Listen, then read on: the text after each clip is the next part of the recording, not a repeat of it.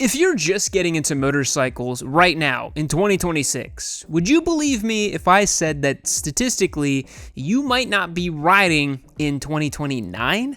I know that sounds crazy with how head over heels you are about your stretched Busas and ratted out SV650 project bikes, but it's true. Look around at the riders on the road today. A huge percentage of them have been riding for 2 years or less.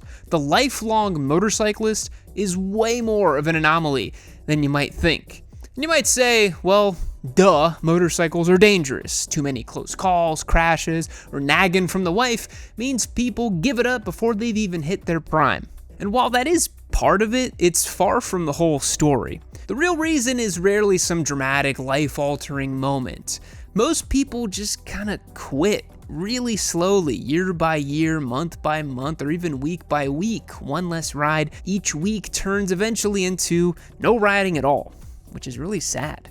So let's break down why most riders fall off instead of crashing out, and what you can do to make sure it doesn't happen to you. Because my mission here on the channel is getting more people excited about riding motorcycles, and I want to see lifelong motorcyclists who keep watching Amy Noob.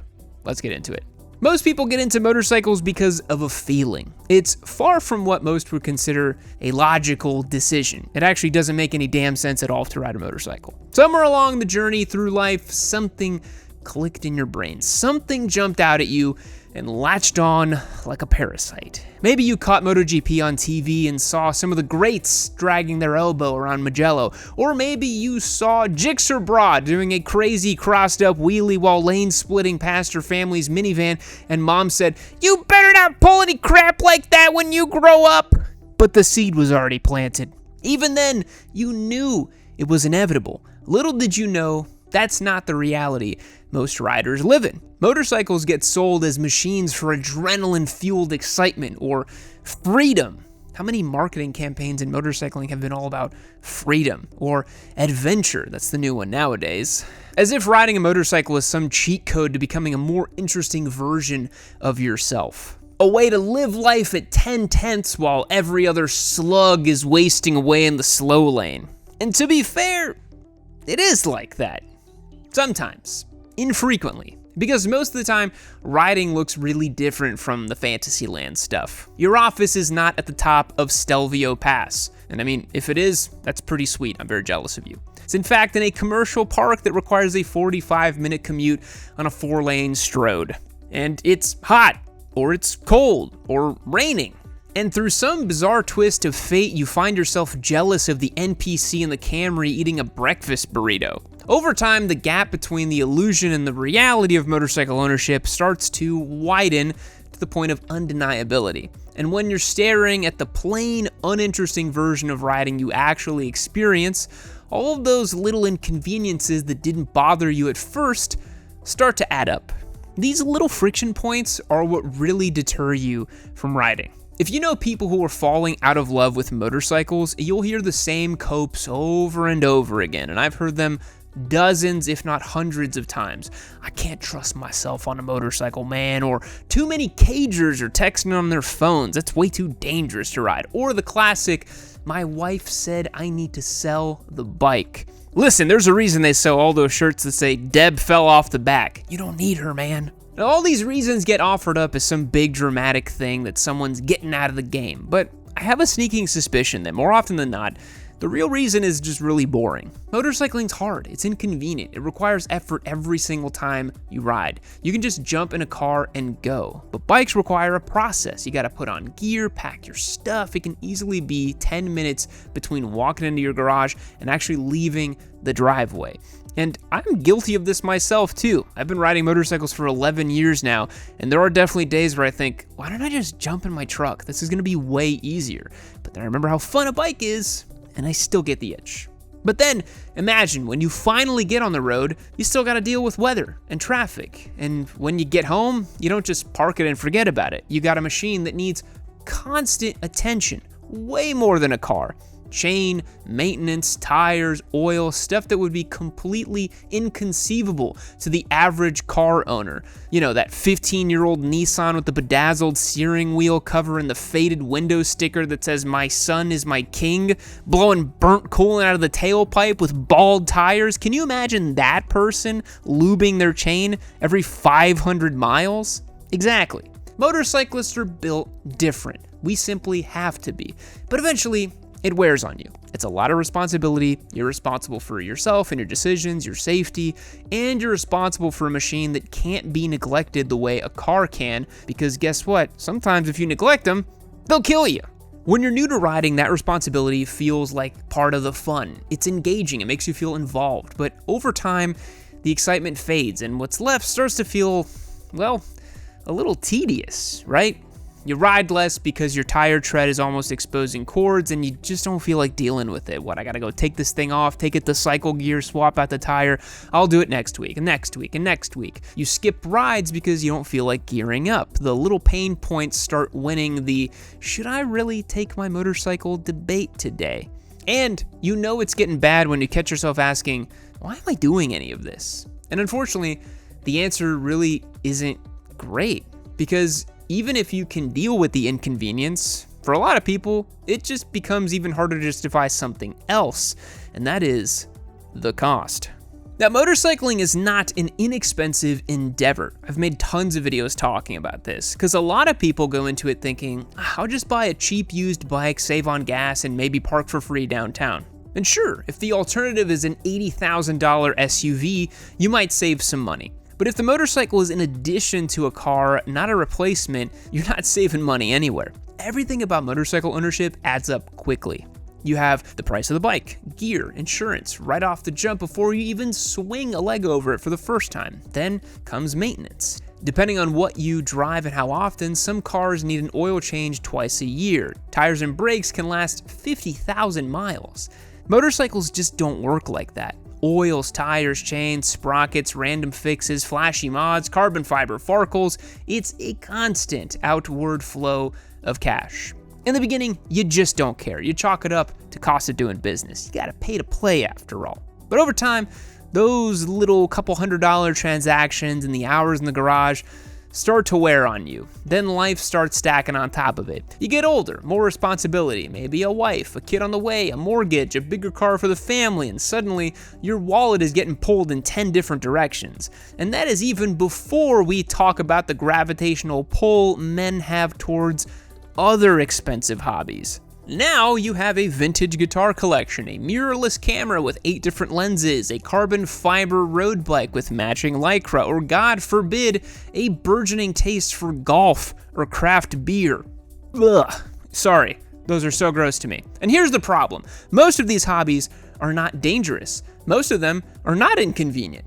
They are way easier to justify, and oftentimes they're even social. It can help you climb the ladder, like golf. I can't even say it. Can't say golf. Motorcycles, on the other hand, are expensive and demanding. So eventually, a lot of riders stop being able to justify the ROI. And as your life and responsibilities change, something else starts to creep in that didn't used to be in there. Because when you got more to lose, you start to fear more as well. If you make motorcycle videos, how many times has the camera been your Achilles heel? Dead batteries, lost footage, missing SD cards. There's always something that snags us up. At least there used to be. Because since partnering with DJI, our system is as painless as ever, and there are hardly any mishaps when shooting out in the field. The DJI Osmo 360 is built for actual riding. You get around 100 minutes of 8K recording on a single charge, and even more if you swap it over into endurance mode. That's 100 minutes of non-stop footage. And if you manage to forget your SD card, this camera has built-in memory, so you're still covered. No stopping mid-ride to swap batteries or digging through your tail bag just on the side of the road. You just hit record and ride. And when you get back, that's when things really come together. You can take that footage and use features like motion blur to give your clips that smooth, high-speed cinematic look, so even your casual rides end up looking like a proper production. The best upgrade is no longer having to worry about the camera or lost time. The Osmo 360 is a real workhorse that you can rely on day in and day out. If you want a one-camera solution that keeps up with you on a busy day of riding and filming, check out the Osmo 360 by clicking the link down below. Thanks to DJI for supporting the show. Now let's get back into it. Now, fear is something that everyone seems to point to when you hear about someone giving up riding, and it's not completely incorrect. Now, while it's not the only reason, it is the most life or death one. Riding puts your physical safety at risk every single time you swing a leg over the bike. Period. That's just a fact. But at the same time, fear is rarely the sole contributor. So when it gets compounded with everything else we already talked about today, the decision to stop riding starts to feel inevitable. And I've actually started to feel that myself too, which kind of sucks. It's rarely the result of some grand catastrophic moment. Most people are not high-siding into orbit or getting pit maneuvered by Georgia State Patrol because they forgot their R7 tops out at 125 miles an hour. That's not how it usually ends. It starts with close calls. Someone merges into your lane without seeing you. You blow through an intersection and barely miss the Hyundai turning left in front of you. The first few times, you brush it off, especially if you're a younger man. Maybe you even feel a little jolt of excitement knowing you're in danger, but you got away with it. But then it happens again and again, and maybe your friend goes down. Maybe someone in your local riding group gets seriously hurt. Maybe you hear about a fatal accident in your city involving a rider you've never even met, and suddenly it starts to feel way more real. So you start managing risk. You avoid riding at night, you skip the group rides, you're definitely not knocking back brewskis with Foghorn and the boys at Stroker's Bar. But then something subtle starts happening. You're not just avoiding risky situations anymore, you're avoiding riding in general. The fear starts working against the excitement, and if you let it go unchecked, it slowly drains the fun out of riding entirely. Even if you manage the fear, you deal with the cost, and you tolerate the inconvenience, the motorcycle industry itself is not doing you any favors to keep people riding. All right, here is the obligatory part of the video where I talk about the economy. Buckle up. In the era of strong middle-class single-income households, upward mobility, and cultural optimism, the motorcycle power progression actually made sense. You start on a smaller bike like a 250, something cheap, then you graduate to a middleweight like a 600, then you land on a flagship. You get a 1000, baby, and you go start ripping wheelies on the frickin' highway. And that's how it used to work, and that is still the game most manufacturers are playing. But the problem is, that path is no longer viable for most people. Most motorcyclists are not buying 3 or 4 brand new bikes over the course of 5 to 7 years. They're trying to make one smart purchase that maximizes value, something they can grow into without worrying about upgrading too soon. That's how you end up with 20-year-olds starting on 600cc super sports or even leader bikes. They are trying to buy the bike, the final bike, the finisher bike, because they cannot afford to think about an upgrade path. And that's how you end up with riders who are either scared, overwhelmed, or injured. If you look at the data, a huge percentage of single vehicle motorcycle accidents involve young men on sport bikes with limited training. But I want to sympathize with that demographic for a second rather than just, talking down to them. The upgrade path they are being sold is just not realistic. Now look, sure, the market's filled with cheap, approachable, sub 500cc beginner bikes, but most people know they're gonna get bored of those pretty quickly. Meanwhile, the middleweight category is getting pushed further and further out of reach. Even something like an MT-07 now is like $10,000 out the door at a dealership. And for what? 75 horsepower? And anything more interesting, more powerful, or more exotic in that middleweight space starts creeping into price territory that used to belong to flagship motorcycles a decade ago. Seriously, have you seen the price of middleweights? They are like what leader bikes used to cost. Then on the far end, manufacturers are catering to affluent buyers who will happily spend $20,000 to $30,000 on a superbike or a fully loaded ADV spaceship just because they can. So what happens is pretty predictable. People either buy something small, get bored, and cannot justify the cost to move up, or they buy something too big and end up overwhelmed or hurt. Neither one of these is a recipe for long-term riders, and beyond the bikes themselves, in the US there's no real structure around becoming a better rider. There's no clear path towards development or mastery. Most people take the MSF course and then just kind of figure it out from there. There's no clearly defined pathways for improvement. You have to actively analyze and seek out your own track days, advanced rider courses that are often limited in availability and location. But meanwhile, we live in a world where everything else is gamified. You have fitness apps that track your progress and push you to improve. Your Starbucks app logs your purchases and gives you rewards. There are even systems trying to gamify your utilities, praising or criticizing your energy usage to influence your behavior.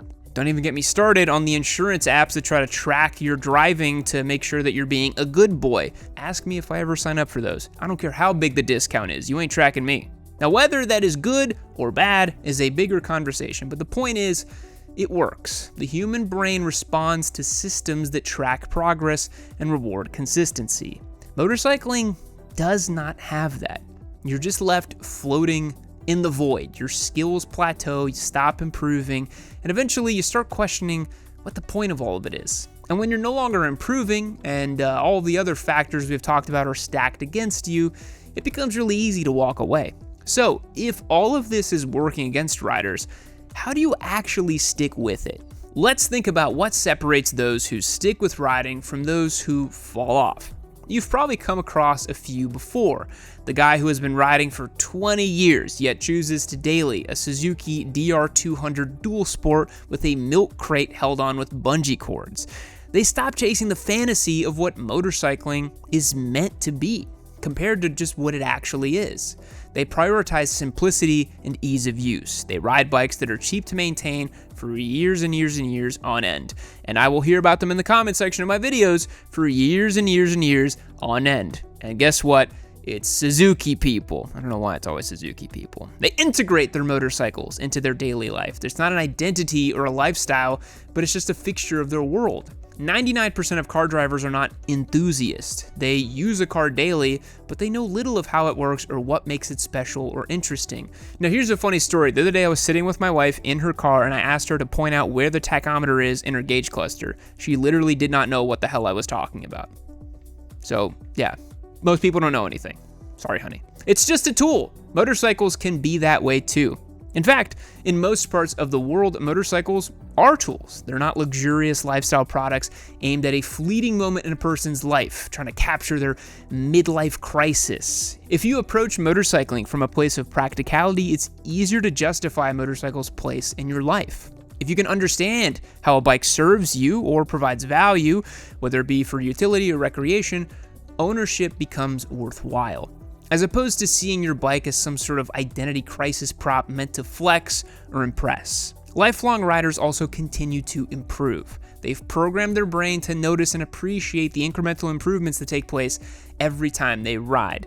I'm not saying every rider needs to go to a track day or offer ADV courses, but I think every person on earth can benefit from seeing the positive changes that take place as they become a better version of themselves in any capacity. Motorcycling can be a catalyst for that experience for many people. It can be an element of greater path towards self-improvement. Because when you approach motorcycling from this holistic angle, it will survive changes in your life. New relationships, kids, a new job, a new city. That's how you end up riding for 10, 20, 30, or even 40 years. Not because you memorize the spec sheets of every superbike of the last decade, or because you have the most expensive climb or AGV gear, but because you made motorcycling align naturally with your life and your values. You can't just be chasing the highest highs. You have to make it sustainable in every capacity. There's a reason people say slow and steady wins the race. Incremental improvements, Kaizen, all these things are basically the same. Most riders don't quit because they crashed or because their wife said so. They quit because they never learned how to actually make riding fit their life. Thanks for watching all the way to the end of today's video. I'll see you in the next one. Fact: identical twins are the only humans who don't have a unique individual scent. Goodbye.